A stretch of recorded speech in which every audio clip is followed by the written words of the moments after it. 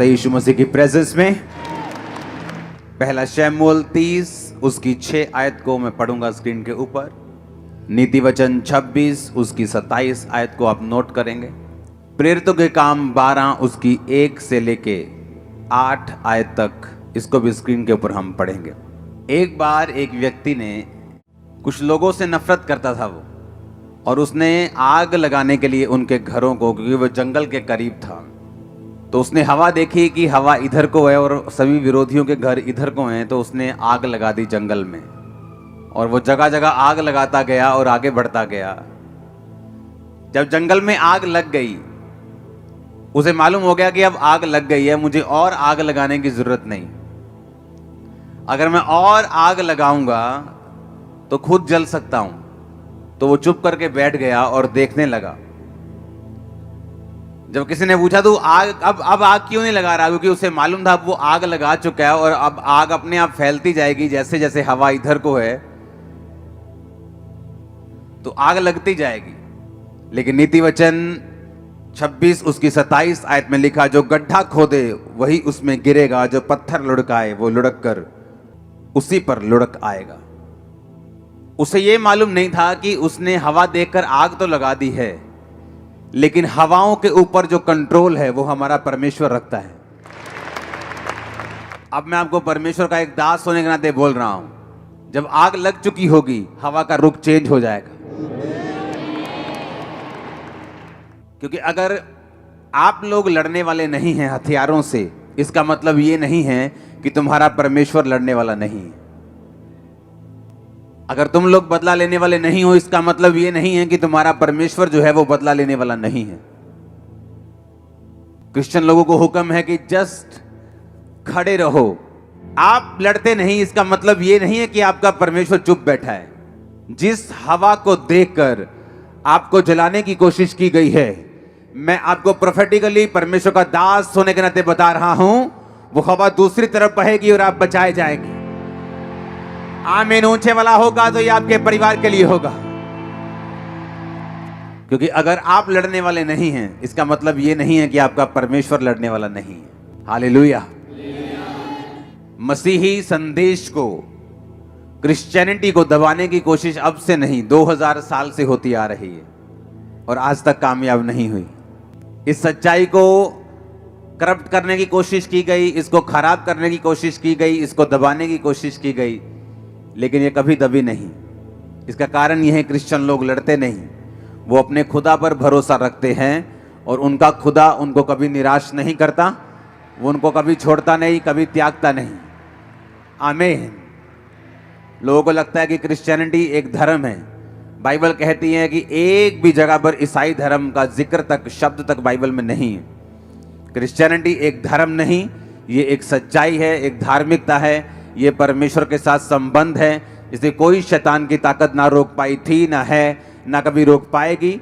जो कुछ भी हो रहा है आप लोगों की भलाई के लिए हो रहा है, सुसमाचार को फैलाने के लिए हो रहा है, आपके विश्वास को स्ट्रॉन्ग करने के लिए हो रहा है। अगर आप बादलों को देख रहे हैं जो आपके सामने मौजूद है, एक आंधी के, एक तूफान के, एक बारिश के रूप में, यीशु मसीह के नाम में वो टाइम आने वाला है जब पूरी तरह से मौसम साफ होने वाला है और आप आगे बढ़ने वाले हैं। आमीन ऊंचा, तो ये बरकत आपकी है। हर एक चीज का बाइबल कहती है एक समय है। बोने का समय, बोने हुए को उखाड़ने का समय, रोने का समय और खुश होने का समय, नाचने का समय, विलाप का समय। बाइबल कहती है हर एक चीज का एक समय है। और बाइबल कहती है कलीसिया इसीलिए परमेश्वर ने बनाई है ताकि आप इस तब ब्लेस होते हैं जब आप परमेश्वर के दिमाग को, उसके प्लान को, उसकी योजना को, जो उसके माइंड में है, आप उसे समझ जाते हैं और उस योजना को धरती पर पूरा करने के लिए आप काम करना शुरू करते हैं। जिस तरह से एक व्यक्ति जो नशे में हो सकता है और परमेश्वर का आत्मा अगर आप उसके साथ संबंध में हैं, हो सकता है वो आपको उस व्यक्ति के लिए प्रार्थना करने के लिए बोले, उसके साथ वचन शेयर करने के लिए बोले, और वो व्यक्ति जब आपकी प्रार्थना और वचन के शेयर करने के कारण बचाया जाएगा, तो इसका मतलब आपने परमेश्वर की मर्जी को पूरा किया। जब चेलों ने कहा कि जिस तरह यूहन्ना ने अपने चेलों को प्रार्थना करना सिखाया, प्रभु यीशु हमें भी प्रार्थना करना सिखा, तो परमेश्वर ने कहा था तुम इस तरह से प्रार्थना करना कि हे पिता, तू जो आसमान में है तेरा नाम पाक माना जाए, जिस तरह तेरी मर्जी आसमान में पूरी होती है धरती पर उतना राज आए। कौन सी मर्जी की परमेश्वर बात कर रहा है? वो मर्जी जो परमेश्वर के दिमाग में है, और किस तरह से वो धरती पर पूरी होगी। बाइबल कहती है, परमेश्वर के आत्मिक नियमों की किताब में से ये नियम है कि परमेश्वर धरती के ऊपर कोई भी काम जो है वो अपने आप नहीं करता। बाइबल कहती है वो कर सकता है, लेकिन आप लोगों को सहभागिता में बनाने का उसका कारण ये था कि आप लोग परमेश्वर के द्वारा ठहराए हुए कामों को करेंगे, और इसी के जरिए ये एक लैडर बन जाएगी, एक कांटेक्ट बन जाएगा कि पीछे लाइट है, आगे बल्ब भी लगा हुआ है, लेकिन जब कनेक्शन ही नहीं है लाइट से बल्ब की ओर, वो इलेक्ट्रिसिटी फ्लो नहीं कर रही, तो लाखों रुपए का बल्ब और पीछे हजारों वोल्ट की रोशनी किसी काम की नहीं। उसी तरह परमेश्वर जो हजारों लाखों करोड़ों और बेहिसाब वोल्ट की जो पावर है, और आप एक बल्ब के समान, रोशनी के समान बाइबल कहती है बुलाए गए हैं, लेकिन जब कनेक्शन आप में और परमेश्वर में नहीं है, आप रोशनी नहीं दे सकते, लोगों को रास्ता नहीं दिखा सकते, परमेश्वर के द्वारा बनाए गए मकसद को भी आप पूरा नहीं कर सकते।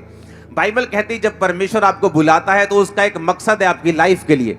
अब आपको उस मकसद को समझना है जो परमेश्वर के दिल में है आप लोगों के लिए, और जैसे ही आप उस मकसद को समझ के काम करना शुरू कर देंगे, वो इलेक्ट्रिसिटी का फ्लो होगा, आप चमकने लगेंगे, आपकी पर्सनल लाइफ भी ब्लेस होने लगेगी। इसी तरह से मैं ब्लेस हुआ हूं, जिस तरह से अब आप ब्लेस होने वाले हैं। आमीन ऊंचा तो ये आपके परिवारों तक जा रहा है इसका असर। तो अब मुझे ये बात समझ में आ गई कि मैं इसलिए ब्लेस होता हूं कि सिर्फ इसलिए नहीं कि मुझे एक जीवित कलीसिया में जाकर आमीन आमीन बोलना है, मुझे मास प्रेयर रिसीव करनी है और मैं ब्लेस हो जाऊंगा। इसके लिए परमेश्वर ने आपको नहीं बुलाया। वो मास प्रेयर आपके छुटकारे के लिए है, वो आपको आगे बढ़ाने के लिए है, वो आपको परमेश्वर का असली मकसद दिखाने के लिए है। जब बाइबल कहती है, जब हम शमूएल की पुस्तक पहला शमूएल उसका 30 उसकी 6 आयत को पढ़ते हैं तो लिखा, और दाऊद बड़े संकट में पड़ा क्योंकि लोग अपने बेटे बेटियों के कारण बहुत शोकित होकर उस पर पथराव करने की चर्चा कर रहे थे, परंतु दाऊद ने अपने परमेश्वर यहोवा को याद करके हियाव बांधा। अब यहां पे लिखा कि दाऊद बड़े संकट में पड़ा। रीजन क्या था? कारण यह था कि दाऊद के सारे लोग बंदी बना लिए गए थे, और दाऊद के सारे लोगों को उसके दुश्मनों ने बंदी बनाकर वो ले गए, और दाऊद के अपने लोग उसे पत्थरवा करने की चर्चा करने लगे। अब दाऊद यहां पर बाइबल कहती है कि परमेश्वर यहोवा को याद करके उसने हौसला बांधा, उसने हियाव बांधा। परमेश्वर यहोवा को कैसे याद किया? नाम लिया उसका। बाइबल कहती खुदा अपने वचन में रह। आप सभी को जय मसीह की दोस्तों, मेरा नाम है रोहित कुमार। आप देख रहे हैं सच्ची और भक्ति चैनल में आप सभी का स्वागत करता हूं। दोस्तों, आप सभी लोगों के बीच में लेके आ चुका हूं। दोस्तों, आपने वीडियो में देखा होगा अंकुर नरूला जी की प्रार्थनाएं। दोस्तों, अंकुर नरूला जी की प्रार्थनाएं हमारे जीवन के लिए बहुत ही इम्पोर्टेंट हैं, और प्रभु का वचन हमें इस बात को कहता है कि जो कोई मेरे दास के कहने पे अपने जीवन को व्यतीत करेगा, प्रभु कहता है उसको उसके जीवन से सारे दुख और तकलीफ आज़ाद हो जाएंगे, और वो अपने जीवन में कभी भी निराश और हताश और परेशान और कभी भी अपने जीवन में परेशानियों का सामना नहीं करना पड़ेगा। इसीलिए मेरे जितने मसीह भाई बहन हैं, आप सभी लोगों से कहना चाहता हूं, दोस्तों, मैं आप सभी लोगों को ये वीडियो पूरी आप लोग देखो, इस प्रार्थना को पूरा सुनो, और अगर आप लोग वीडियो को ओरिजिनल देखना चाहते हो तो आप अंकुर नरूला मिनिस्ट्री चैनल पे जा कर के इस वीडियो को पूरा देख सकते हो। और दोस्तों, मैं आज आपको अपने से ही, मैं प्रभु के दास के नाते होते हुए मैं भी आपके लिए एक ऐसी प्रार्थना करूंगा जिससे कि अगर आप लोग विश्वास करोगे तो प्रभु आपको बहुत सारी समस्याओं से और बहुत सारी दिक्कतों से और बहुत सारी प्रॉब्लमों से छुटकारा दिला सकता है। तो दोस्तों, यहाँ पे प्रभु का वचन कहता है, पढ़ते हैं यहाँ पे जितने मेरे मसीह भाई बहन हैं सभी लोगों के लिए, कि यहाँ पे एक पहला वचन पढ़ने जा रहा हूँ। लिखा हुआ है मत्ती की पुस्तक अध्याय 11 से 28 और 30 में लिखा हुआ है। यहाँ पर पढ़ते हैं, लिखा हुआ है, तुम सब जो थके और मांदे हो और बोझे से दबे हुए हो, तुम मेरे पास आओ और मैं तुम्हें विश्राम दूंगा, और मेरा जुआ अपने ऊपर ले लो। मेरा जुआ तुम अपने ऊपर ले लो, मुझे सीखो, क्योंकि मैं दीन और नम्र हृदय का हूँ, तो तुम्हारी आत्मा को विश्राम मिलेगा, क्योंकि मेरा जुआ आसान है और मेरा बोझ हल्का है।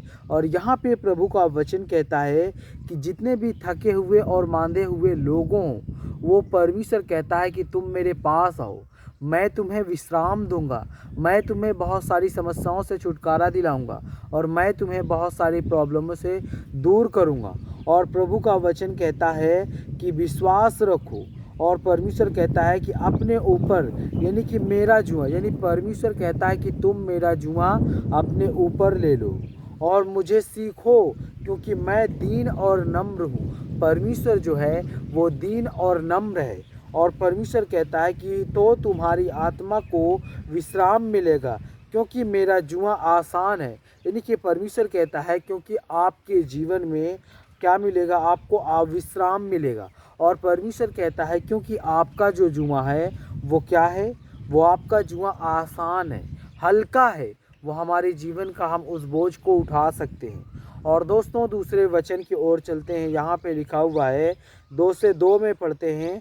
कुरिन्थियों की पुस्तक अध्याय 1 से 3 और 4 में लिखा हुआ है, धन्य है वह परमेश्वर और हमारे प्रभु यीशु मसीह का पिता, जो दया का भावना है और हर प्रकार की शांति का स्रोत है, और वह हमारी हर एक पीड़ा में हमें शांति प्रदान करता है, ताकि हम भी उन लोगों को शांति दे सकें और जो किसी प्रकार की पीड़ा में ना हो। यहाँ पे परमेश्वर का वचन कहता है, धन्य है वह परमेश्वर जो हमारे प्रभु यीशु मसीह का पिता है और जो दया का भगवान है, और वह हर प्रकार की शांति का स्रोत है, और वह हर परमेश्वर कहता है कि वह हमारी हर एक पीड़ा में हमें शांति प्रदान करता है, ताकि हम भी उन लोगों को शांति दे सकें जो किसी भी प्रकार की पीड़ा में पड़े हुए हैं।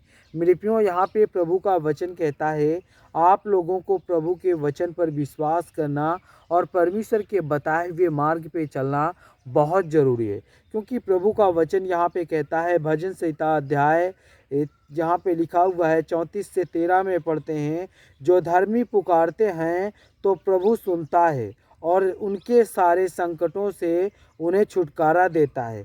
यहाँ पे परमेश्वर का वचन कहता है जब धर्मी पुकारते हैं तो प्रभु क्या करता है, सुनता है और उनके सारे संकटों को छुटकारा दिला देता है। अगर आप लोग अपने जीवन में प्रभु के वचन पे सच्चाई से अपने जीवन को व्यतीत करते हो, तो प्रभु कहता है कि जब तुम प्रभु को पुकारोगे तो प्रभु तुम्हारी प्रार्थनाओं और विनतियों को सुनेगा, और सुनने के बाद प्रभु तुम्हारे सारी संकटों को दूर कर देगा। और परमेश्वर का वचन कहता है आप अपने जीवन में बहुत सारी समस्याओं से और बहुत सारी दिक्कतों से छुटकारा पा सकते हो। और दोस्तों यहाँ पे लिखा हुआ है 6 में पढ़ते हैं, यूहन्ना की पुस्तक अध्याय 16 से 33 में लिखा हुआ है, मैंने तुम्हें यह बातें इसलिए कही है कि ताकि तुम मुझे शांति पाओ, और संसार में तुम्हें कलेश हो, परंतु हिम्मत बांधो, मैंने संसार को जीत लिया है। यहाँ पे परमेश्वर का वचन कहता है कि मैंने तुम्हें यह बातें इसलिए कही है कि ताकि तुम, परमेश्वर कहता है कि ताकि तुम मुझ में शांति पाओ, और संसार में तुम्हारे कलेश होगा, परंतु हिम्मत बांधो और मैंने संसार को जीत लिया है। प्रभु कहता है कि मैंने संसार को जीत लिया है। तो जितने मेरे मसीह भाई बहन हैं, आप सभी को जय मसीह की दोस्तों। God bless you all of you, आमीन। नेक्स्ट वीडियो मिलता हूँ दोस्तों।